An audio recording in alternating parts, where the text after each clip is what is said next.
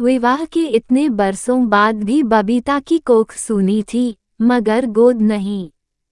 तीनों देवरों के सारे बच्चे बबीता को अपनी बड़ी माँ मानते थे और कोख से जन्म देने वाली माँ को दूसरी। परिवार के सारे बच्चों की वह बड़ी माँ थी। घर की 4 बहुओं में से बबीता सबसे बड़ी थी और बड़ी होने के नाते पूरे घर की कमान भी हमेशा उन्हीं के हाथों में रही।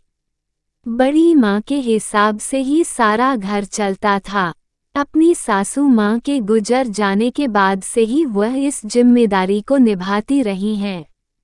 बड़ी माँ को घर के बच्चों से बहुत ज्यादा मोह था, मगर सिर्फ लड़कों से। लड़कों को तो खूब लाड़ दुलार करती, खूब घी दूध खिलाती पिलाती, लेकिन लड़कियों के लिए अक्सर कहती कि बेटियों को दुलार कर ज्यादा सिर पर चढ़ाने की जरूरत नहीं है। मरने के बाद गया जी में अस्थि विसर्जन करने वह नहीं लेकर जाएंगी। इन्हें तो एक दिन पराए घर चले जाना है। घर में लड़कियों के लिए ढेर सारे कायदे कानून बने थे, जैसे कि अंधेरा होने के बाद वे घर से बाहर नहीं जा सकती। कहीं जाना हो तो भाई या माँ को लेकर जाओ। किसी लड़के से किसी तरह की बातचीत पर कड़ाई से पाबंदी थी, जबकि लड़कों के लिए किसी तरह की कोई पाबंदी नहीं थी। उनके तो 7 खून भी माफ थे। वह खाना भी थाली में छोड़ देते तो इसमें भी लड़कियों की ही गलती बता दी जाती। इतना ज्यादा खाना परोस दोगी तो क्यों नहीं छोड़ेगा। लड़कियां बड़ी माँ की झिड़कियां सुन सुनकर खूब चिढ़ती तो थी, लेकिन बड़ी माँ है ये सोचकर उनकी बातों को एक कान से सुना और दूसरे कान से निकाल दिया। कभी उनकी कही हुई बातों का बुरा नहीं माना। उन बेटियों में से एक बेटी रमा भी थी। रमा परिवार की सबसे छोटी बेटी थी। धीरे धीरे परिवार बड़ा होता गया। घर में जगह कम पड़ने लगी तो बेटों ने तो आसपास अपने रहने के लिए अलग अलग ठिकाने खोज लिए, लेकिन बाकी सब इसी घर में बड़ी माँ के साथ रहे। नए जमाने की बयार में घर परिवार की लड़कियां स्कूल जाने लगी। दुनियादारी की समझ बढ़ी तो बड़ी माँ के विचारों से जब तब बच्चों का टकराव भी हो जाता था। समय बदला, लेकिन बड़ी माँ के विचार नहीं बदले। सभी बच्चे सयाने हो गए थे। हाँ, बड़ी माँ में बदलाव आया था तो सिर्फ इतना कि सयाने बच्चों के आगे अब बड़ी माँ कुछ कम जरूर बोलने लगी थी।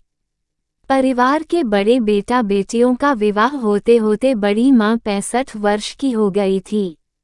बेटे बहुओं को देखकर बड़ी माँ की खुशी का ठिकाना ना था। उन्हें खूब ढेर सारा आशीष देती और अपना कलेजा ठंडा करती। परिवार की सबसे छोटी बेटी रमा का भी रिश्ता कर दिया था। रमा की शादी का दिन था। सुबह से ही घर में शादी की तैयारियां चल रही थी। बड़ी माँ घर की नई बहुओं से शादी की रस्में बताकर संपन्न करवा रही थी। शाम ढलने पर बारात लड़की वालों के द्वार पर पहुंची तो वधू पक्ष ने बारातियों का शानो शौकत के साथ भव्य स्वागत किया। दूल्हे को द्वार पूजा के लिए बुलाया गया। कार से उतरते हुए दूल्हे को देखने के लिए वधू पक्ष के लोग, लड़की की बहनें, भाभियां सभी द्वार पर नजरें गड़ाए हुए थी। घर की छत से रमा और उसकी सहेलियां भी दूल्हे को देखने को उत्सुक थी। दूल्हा कार से काफी देर में बाहर निकला। वह चाहकर भी चल नहीं पा रहा था। लड़के को 2-3 लोग पकड़कर द्वार पूजा करवा रहे थे। कन्या पक्ष के लोगों ने जब पकड़ने का कारण पूछा तो पकड़े हुए लोगों ने दूल्हे को छोड़ दिया। तभी नशे में धुत दूल्हा धड़ाम से नीचे गिर पड़ा। इसे देखकर कन्या पक्ष के लोगों में हड़कंप मच गया और मारपीट की नौबत आ गई। इस बीच किसी ने पुलिस को बुला लिया। लड़की वालों ने शादी से इनकार कर दिया और पुलिस की मौजूदगी में वर वधू पक्ष में सहमति बनने के बाद ये शादी रोक दी गई और बगैर विवाह के बारात वापस लौट गई। दुल्हन बनी रमा की शादी नहीं हो पाई। जिस दिन से बारात दरवाजे से वापस लौटी है तब से ही बड़ी माँ को रमा का रहना बहुत अखरने लगा था। कभी कभी तो ताना भी मारती कि मायके में रहने वाली बेटी को भाई भाभीयों से हमेशा दबकर रहना पड़ता है। एक बार बारात वापस लौट जाए तो दूसरी जगह रिश्ता होना भी आसान नहीं है। उदास रमा कुछ न बोलती। एक सुबह की बात है, बड़ी माँ पूजा पाठ करने के बाद गौ माता को रोटी खिला रही थी कि अचानक उनके शरीर के दाहिने हिस्से ने काम करना बंद कर दिया। आनन फानन में उन्हें लेकर अस्पताल पहुंचे। डॉक्टर ने बताया कि इनके आधे शरीर में लकवा मार गया है। इलाज लंबा चलेगा, इनकी सेवा करनी होगी, इन्हें घर में ही रखिए। 1 महीना हॉस्पिटल में इलाज करवाने के बाद घर के लोगों ने भी घर से ही इलाज करने में भलाई समझी। लकवे की वजह से बड़ी माँ पूरी तरह बिस्तर पकड़ चुकी थी। बीमारी की खबर मिलते ही बड़ी माँ की बहन, भाई भतीजे के अलावा दूर और नज़दीक के तमाम रिश्तेदार उन्हें देखने के लिए आए। लेकिन सबने बस हाल चाल लिया और चलते बने। आग्रह करने पर भी बड़ी माँ के पास चंद दिनों के लिए रुकने को कोई राजी ना हुआ।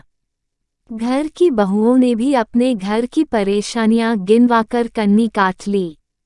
तब उनकी सेवा को आगे आई रमा बेटी।